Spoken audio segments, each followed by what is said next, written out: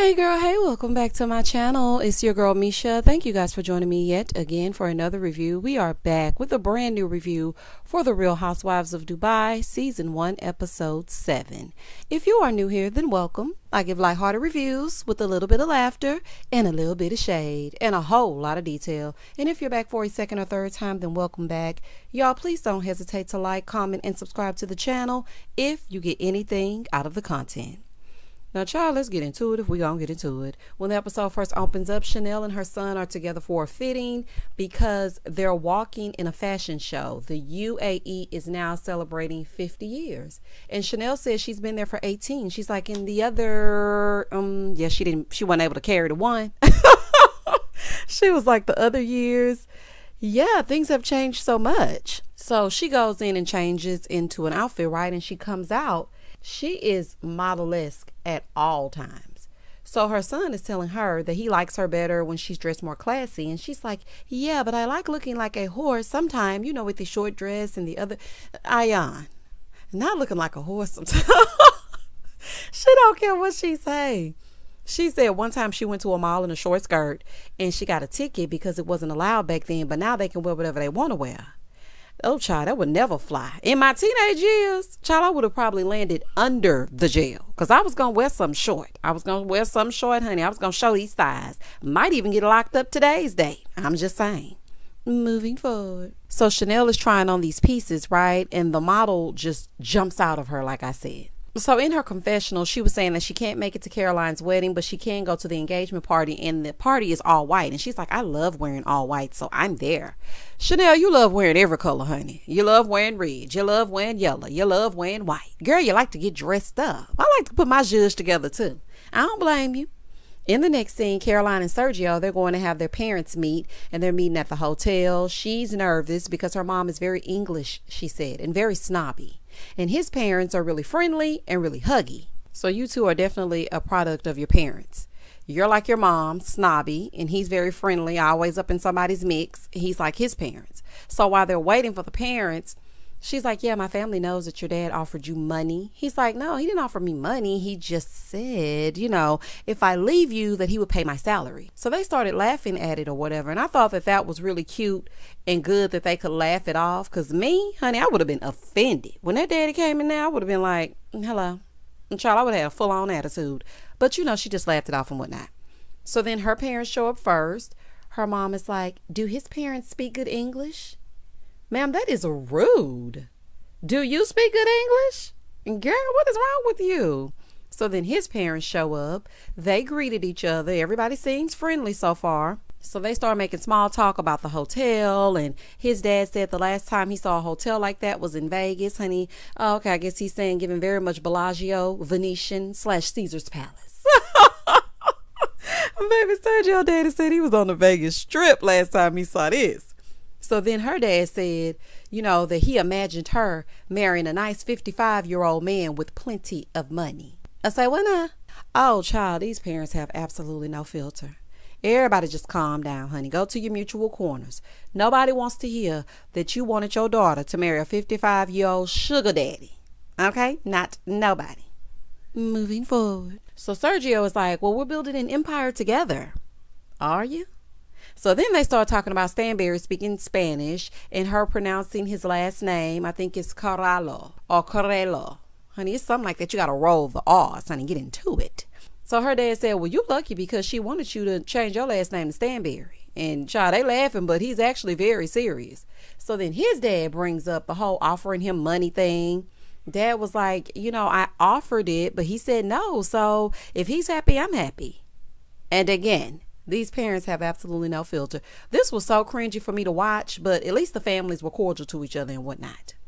In the next scene, Lisa and the boys are at home with the star of the show, Miss Goat. Hey, girl. Hey, girl. Hey. I love that name, Miss Goat. Oh, honey, Miss Thang, honey. So Lisa gets a FaceTime from Brooks. And she tells her that the dinner went left last night because Sarah made a comment about her needed to be closer to her son. Well, Brooks, honey, don't leave out the part where you were asked for permission to say something to you. Don't leave that part out. Okay? Now, listen, I'm not going to act like I wouldn't be offended if somebody says something about my parenting, because you're on the outside looking in and you just come in and all of a sudden you're like, oh, you need to be closer to your kid. You don't know what happens when you're not here. But you need to talk to Sarah about it. This is a cardinal housewives mistake and sin, honey. Y'all run tell that, and then the game of telephone begins. Well, child, let's figure it out. Lisa says Sarah is the queen of giving unsolicited advice. This is what she's saying in her confessional. She's like, I feel like she's a walking Instagram post. You can't pour from an empty cup. It's like, girl, we don't need that. We're on Instagram. When I tell y'all, I laugh so hard because Sarah does seem like she's always looking down on the ladies and offering unsolicited advice. But like I said last week, Brooke isn't innocent in this either, because you opened the floor for discussion when you asked about that boarding school. I do not want anyone, okay, NT1, yes, I put a T in it, judging my parenting. So I'm not going to do it. Okay, I might think like, girl, oh my goodness, honey, don't you think your children need to be in the bed? I might think it, but I'm not going to say it because nobody wants to hear it. And like I said, honey, we only doing the best that we can do. There's no handbook. So you're just learning as you go. Child, I'm just trying not to ruin this person I'm raising, honey. And I've been going for 7 years. I feel good, but I'm getting nervous about the teenage years. And then I'm getting nervous of when he becomes an adult and he has to go out into the world and he has to be his own man. We're all just trying. So I feel like Sarah could have extended Brooke some grace. And I also feel like Brooke shouldn't have asked if you did not want a response. Moving forward. So Lisa is talking to her and she's like, well, girl, you know, she a doctor. So Brooks was like, a doctor of what? What university? So they show Sarah saying she has an honorary PhD in women's empowerment. Girl, anywho, half the celebrities have honorary PhDs. Waka Flocka Flame just became a doctor last week. Oh, honey, what in the Waka Flocka Flame is happening? Now, listen, I'm not saying anything against people who have honorary PhDs, but that represents more of the ceremonial side of it. But you didn't sit down at no college, honey, and earn no PhD. Girl, I'm not about to play with you. Not the women's empowerment group, y'all. So she's like, you know, my friend Brian, he kind of jumped in to basically co-sign the mess. And I mean, me and him, we gonna work that thing out. But I cussed him out. And then I went over to Sarah and I told her, listen, you are a mother. You should know better. Now, I don't remember all that. I remember you looking at her and, you know, basically all of a sudden Mommy Dearest came out. But I don't remember you telling her she should know better and whatnot. So she's like, nobody's going to tell me how to raise my child. So Lisa's like, look, talking about parenting styles, that's off limits. She was like, I want to know if you're going to say something to her. And as they're talking, Lisa's children are running amok, honey. And so is Miss Goat. They'd fallen all over, honey. Miss Goat over there chewing up the grass. So Lisa had to go. Moving forward. In the next scene, Nina is at home and she gets a FaceTime from Sarah. So Nina brings up Brooks and asks what happened. So Sarah is like, well, she called you? Well, what'd she say? Nina says she basically told me how you were questioning her parenting and how she was upset by it. And she's like, I understand that because nobody wants their parenting skills questioned. Now, mind y'all, Sarah is defending Brooks in this moment. She said that she understood Brooks's frustration and she said that straight to Sarah's face. And I have to respect Nina for that. Okay. She didn't make it seem like, oh, I'm on your side because I'm on the phone with you. I'm on Brooks' side because I'm on the phone with Brooks. She let it be known. Listen, I understand that because I don't want my parenting questioned. So I understand. So Sarah goes, well, she wasn't fighting with me. She got pissed off because her friend was making fun of the way she parented. I say, what now? You did, in fact, question her parenting skills. Is you telling her she needs to be closer with her son, questioning her parenting or not? And she's like, you know, I met her two best friends and they were talking about breaking generational curses. And she's like, I wouldn't dare tell a mom she's not a good mom. But you basically did, though. If someone sits in front of me and they say, oh, you put out 5 reviews yesterday? You need to be closer with your son. Baby, you have no idea what the hell is going on in here, okay? You have no idea that I have designated time for my son. You have no idea that we have story time and we have talks throughout the day. You have no idea that we have a grading system, not for him, but for me as a parent. You don't know what you're talking about. Now, like I said, Brooks did ask for her opinion, but you're gaslighting the situation right here, Sarah. Like, I'm not understanding this. I feel like Sarah is lying here to make it not seem so bad. That's just my opinion. So Nina was like, well, I feel like she was actually hurt. And I know it's two sides to every story. And I just wanted to call and get your side. But I feel like the two of you should just talk when we go to the engagement party. In the next scene, it's the day of the party. And Sergio and Caroline, they're getting ready and whatnot. So Caroline is saying that they lost the party planner, they lost the saxophone player, and even some guests due to the virus. And she was like, I wanted to cancel it, but people have already arrived, so I can't do that. Yeah, you know, things have to pivot in this day and age. Like, you cannot depend on everything to go off without a hitch because this virus is around every corner. So she's sitting there getting her glam, right? And so Caroline gets a group text from the girls. And here goes Sergio running up behind her to see. I'm like, is he an honorary housewife? Okay, because they're giving out honorary PhD. So is he getting an honorary? What do y'all have over there? Bars of gold? Like, please back up, sir. Ugh. My gosh. She's like, you don't need to stand behind me. I know that's right. It's like, Sergio, why are you hovering all in the women's business? So she reads it, right? And baby, it's to Brooks. Now, I found this very tacky for someone that says they've gotten themselves together. I found this very tacky and very petty. Because why are you sending a text to the entire group when it has nothing to do with anybody else besides you and Brooks? So I'm going to read y'all the text, honey. So the text reads, honey, because this is a whole mess. Do y'all hear me? So I heard you started telling people BS, spreading lies. You said your mom raised you in a military way and didn't show you any affection. Child, well, what'd she say that for? I told you it's not right because as a child, you need affection, and you agreed and said, Sarah, you're right. I wish my mom told me she loved me every now and then.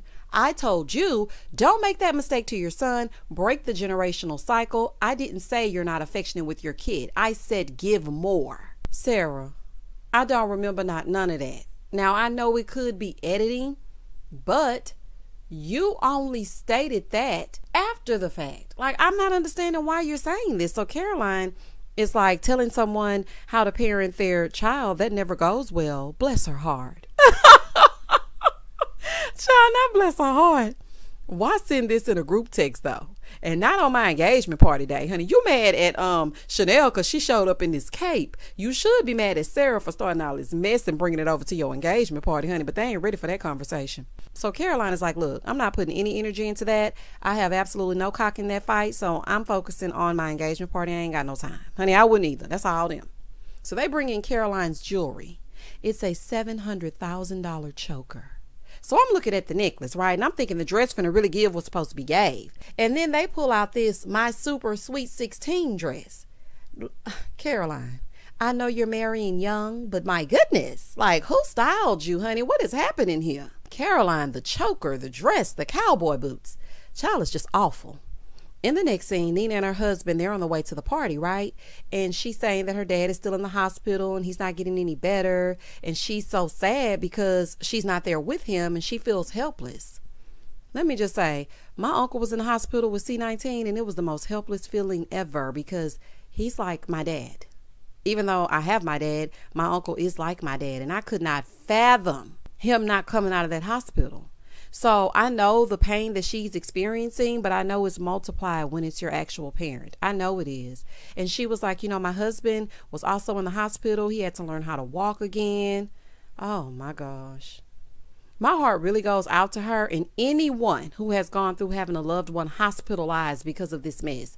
Like, this stuff just will not go away. I really wish that we could just all, you know, just take a step back. 2 years, one hop this time, and then one more hop so we can get back into 2019 and start this thing over. But we're here now, so all we can do is just continue to push through. So her husband is encouraging her to just try to enjoy herself. Now, me personally, I can't do that. When I'm worried about something, I'm no good. I can't be in the midst of people because my attitude is like I have such a short fuse. Any foolishness, I'm irritable. I cannot take it. Like, everything has to be settled in my life for me to be able to function properly. But I understand that some people need to just get their minds off things and just get away from it for a while. So hopefully this helps. But y'all, we know it ain't. Moving forward. So they get to the desert party. It's 102 degrees. Whoo, child. It is giving boiler room outside. But y'all know what? I like this desert party. I like the little setup. It is very different. And child, I'm all about being extravagant, honey, aka extravagant. So the guests are arriving, and Ayan showed up with Lisa and her husband. Both of them looked great, except I hated that 613 wig Ayan was wearing. I absolutely hated it, honey. Hated it. But you know what I do admire? Lisa made sure that her good sis was good. She fixed Ayan's train. I'm just going to say this right here, right now. I stan Lisa as a friend. When I tell you that's the type of friendship that I love, somebody that's always got your back. Nobody that's jealous. Because, I mean, Chanel was given the judge that should be given. And Lisa was right there like, girl, let me fix your train. It's giving very much, queen, let me fix your crown. I loved it. So their families arrive, and then we see Sergio and Caroline. They're on the way in, right? So in this dual confessional, Stanberry tells us that where they're having the party is a place called Nara, and her best friend built it. And they always go there as a family, so they felt that it would be perfect for their wedding party. Why are you sitting on his lap? Were there no seats? Honey, I just want to know this. But child, at least she's showing him some affection, child. It's probably the most he done got all week. So we just gonna go ahead and let it slide. Moving forward. So as they're driving in, Caroline sees Chanel, and she's like, Chanel is in a wedding gown. Actually, she's not. Okay, she's wearing a jumper with a cape. Oh, child. So Sergio is like, are you kidding me? Calm down, Sergio. She's not in a wedding dress. She's like, it's the biggest slap in the face ever. Well, to be real with you, Chanel was told to wear white, which she did. And you know she over the top. Nobody told you to show up in confused fashions. Honey, that's on you. So she was like, and she's wearing a veil. Where is she wearing a veil? Where? So then production made sure to point out that there was absolutely no veil. So she hops out the car and she goes over to Ayan, and she was like, did you come as me? She's like, I look less bridal than she does. Well, whose fault is that? I don't think she purposely tried to show you up. I mean, it's not hard, child. But, I mean, nobody told you to put that ensemble together that way, child. So Ayan, in her confessional, she was like, first off, Caroline, I am a gorgeous black woman, and we do not look alike. I wore couture, okay? And she definitely wore Shein. Oh, honey, I'm done. Not Shein. What you know about Shein over there in Dubai? Chanel, goodbye. I said good day, period, dot. Girl, not Shein, honey. Choker, $700,000. Dress, Shein. Oh, my goodness. It is giving Shein formal section, though. I ain't gonna lie to you. So Sergio is like, it was 100% a wedding dress. Sergio, you don't even know how surrogates work. You don't even know how the sexuals work for you to get a baby. So you don't know what a wedding dress looks like, and that is not it. Okay? Moving forward. So then Brooke shows up. And baby, she already on go, especially after that text message. Now, this is what I want the people to understand, because people are saying Brooks was losing her mind. If you call me out in a text message amongst a group of women, you better be ready for whatever it is that I bring to you. Like, she didn't have to do that. So, of course, she's coming to the party now upset because a conversation that they could have had beforehand is now something totally different because you've included everyone. So she was like, you know, when I read the text, I felt like Nina was being messy and went back and repeated what I said the wrong way. Actually, she did not. Okay, all she said was you were hurt, and she said she understood your plight. So your anger is misdirected. So she spots Nina. So she starts traipsing through the sand, child, going over there to talk.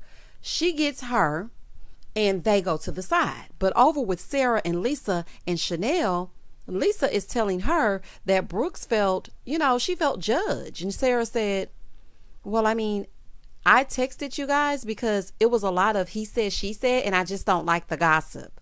So Brooks goes over there with Nina and they're talking. She's like, when I spoke to you, I thought it was a safe space. And Nina is like, it was safe. So she tells Brooks that I told her you were hurt and that you felt judged.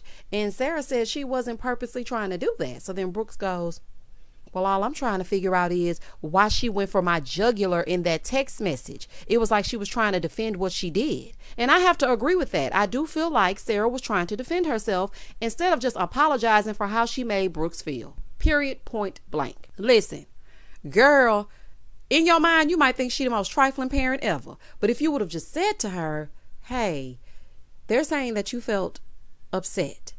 I did not mean to upset you. I was simply going off of what you said. You said you grew up in a militant household, and I didn't want you to put that on your son.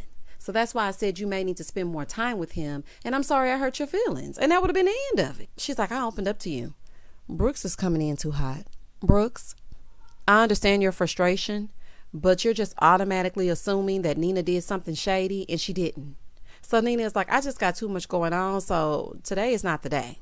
So Sarah is over there with the other ladies trying to explain it to them, and Lisa and Chanel are like, well, that's probably why she felt judged. Chanel's like, I can believe that she did that because she judged me in my past. I know people don't care for Brooks, but Sarah was wrong for commenting on her parenting when she only asked about boarding school. Like, no parent wants to be judged. They don't want to hear that they're not good enough. Like, nobody wants to hear that. Like, let's just be real. Everybody can be wrong about Sarah. Like, I like Sarah, but that doesn't mean that we can't call her out if something is not right. I'm just saying. It may have been from a good place, but Brooks wasn't ready to receive that. And her being the life coach of it all, honey, she should have been able to read the room. I'm just saying. Now, she did ask for permission, but I don't think Brooks realized what was coming after she gave said permission. So Chanel feels like, Sarah needs to stop giving advice and take some of her own. Back over here with Brooks, she's like, I didn't ask for her opinion. But you did, though. You did ask for her opinion. So Nina goes, well, I'm not your enemy. That's what I want you to remember. She's like, and I'm going through a lot. So Brooks goes, and so what? I don't care what you're going through. I trusted you. Lady, her father is in the hospital. A, you're wrong as hell because she did not lie on you. B, people have bigger fish to fry and bigger things going on than to worry about this petty drama that you and Sarah have involved everyone in. Charlotte would have gotten up and walked away, and that's exactly what she did. Nina was like, my husband is calling me, honey. I got to go. I am done with Brooks, as you should be. So Nina goes over to the other ladies, and she's visibly upset, but she doesn't want to talk about it. So she eventually breaks down and tells them that Brooks went in on her. So Lisa is like, look, y'all need to talk, Sarah, because everyone else is being dragged into it. And child, as quiet as it's kept, it was getting on her nerves. So then the sun goes down and the party's underway. Everything looks beautiful. Chanel over there asking them if they watch adult movies. Child, Chanel's so inappropriate. So up comes Brooks, and Sarah runs up to hug her neck, right? And it's giving fake. Okay, it's giving full on fake. So Brooks is clearly a little tipsy, and she goes to talk to Sarah one-on-one. Brooks, now is not the time for you to talk to Sarah. You have been drinking these Pinot Grigios back to back. That's giving back to back. It's no reason for you to go have this conversation right now because you're inebriated, and it's just going to be some foolishness. Nobody's going to be able to get out what they really want to say, and it's just not a good idea. But child, they did it anyway. So here we go. They go over to the side to talk. She tells Sarah she felt judged because she doesn't know her as a mom. And Sarah's like, but what did I say? She said, you said I need to be more affectionate with my son. So Sarah goes, I didn't say that. They roll the flashback. Sarah, you definitely said that. And this is the second time that you keep saying I didn't say that, but you did say it. So Sarah said, listen, you said your mom didn't show you affection. Brooks said, I did not say that to you. She said, you used generational curse, and there's no generational curse. So Sarah's like, I said cycle. Honey, and we're arguing about semantics at this point. Tomato, tomato. The bottom line is, you're making it seem like however she was raised was bad. And that's what she's trying to relate to you, honey, but she's too tipsy to say it. So she goes, there's nothing wrong with the way that I was raised. It's just my culture. And she's like, well, what does culture have to do with it? So they're going back and forth and forth and back. And so Brooke starts to get loud. And Sarah said, you know what?